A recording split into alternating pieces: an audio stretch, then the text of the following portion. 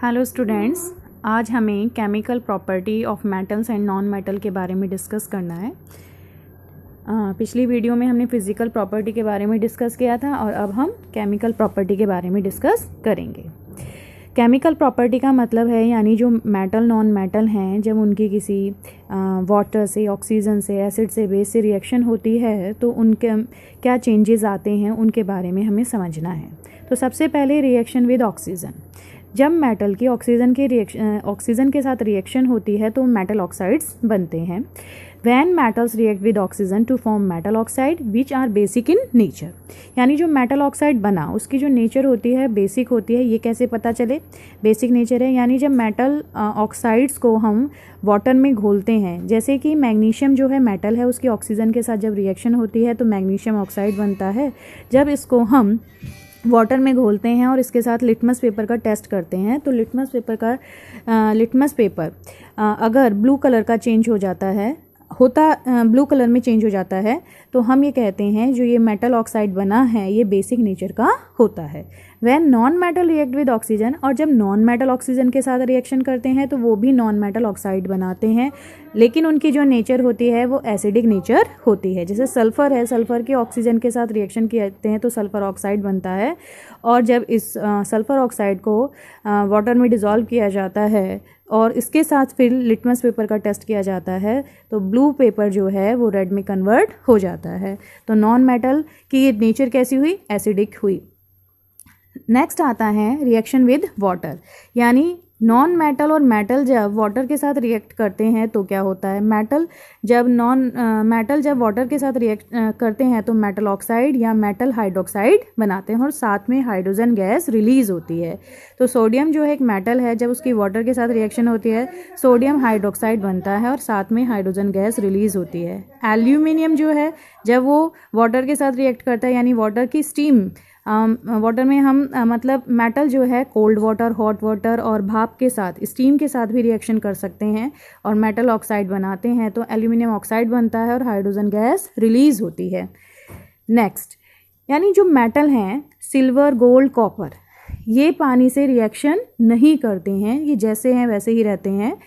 लेकिन जो non metal हैं वो वाटर के साथ रिएक्शन नहीं करते, वो एयर के साथ ज़्यादा रिएक्शन करते हैं, इसीलिए कुछ नॉन मेटलों को पानी में स्टोर करके रखा जाता है। इसका एक एग्जाम्पल है फॉस्फोरस। रिएक्शन, अब जो थर्ड पॉइंट आता है हमारा रिएक्शन विद एसिड, यानी मेटल और नॉन मेटल एसिड के साथ जब रिएक्ट करते हैं तो क्या होता है? तो सबसे पहले जो मेटल हैं जब वो एसिड के साथ रिएक्ट करते हैं तो सॉल्ट बनाते हैं और साथ में हाइड्रोजन गैस लिबरेट करते हैं। हाइड्रोजन गैस बर्न प्रोड्यूसिंग ए पॉप साउंड, जब हाइड्रोजन गैस को बर्न किया जाता है तो पॉप साउंड रिलीज होती है। जो जिंक है वो मेटल है, उसकी सल्फ्यूरिक एसिड के साथ क्रिया हुई H2SO4 और क्या बना? सॉल्ट बना, ZnSO4 बना और हाइड्रोजन गैस रिलीज हुई। Non metal generally do not react with acid, जो नॉन मेटल है वो एसिड के साथ रिएक्शन नहीं करते हैं, ज़्यादा उनकी रिएक्शंस नहीं होती हैं। अब हम ये कैसे पता चलेगा कि ये हाइड्रोजन गैस रिलीज़ की है? तो जब ये एक्सपेरिमेंट किया जाता है कि जब जिंक को एक टेस्ट ट्यूब में लिया जाता है, H2SO4 उसमें डाला जाता है, तो जब ये हल्का सा गर्म किया जाता है, गर्म करने के बाद तो इसमें से गैस रिलीज़ हो रही है। उस गैस के ऊपर अगर हम जलती हुई मैच स्टिक लाते हैं तो जब वो बुझती है तो पॉप साउंड की आवाज़ हमें सुनाई देती है, तो हम ये कहते हैं कि हाइड्रोजन गैस रिलीज हुई है। नेक्स्ट टॉपिक आता है reaction with base. Some metal react with base to evolve hydrogen gas, जो मेटल हैं वो बेस के साथ जब रिएक्शन करते हैं तो हाइड्रोजन गैस रिलीज करते हैं। तो जिंक जो है जब सोडियम हाइड्रोक्साइड के साथ रिएक्शन करता है तो सोडियम जिंकेट बनाता है और हाइड्रोजन गैस रिलीज होती है, इसमें भी पॉप साउंड रिलीज होती है। लेकिन जो नॉन मेटल हैं उनकी जो बेस के साथ जो रिएक्शन है वो बहुत कॉम्प्लेक्स है, तो उसके बारे में हम हायर क्लासेस में पढ़ते हैं। नेक्स्ट आपका टॉपिक आता है डिस्प्लेसमेंट रिएक्शन। डिस्प्लेसमेंट शब्द को समझते हैं। डिस्प्लेसमेंट का मतलब है किसी की जगह ले लेना, यानी जब एक मोर रिएक्टिव मेटल दूसरे लेस रिएक्टिव मेटल की जगह उसके एक्वस सॉल्यूशन में ले लेता है तो इस तरह की रिएक्शन को हम डिस्प्लेसमेंट रिएक्शन कहते हैं।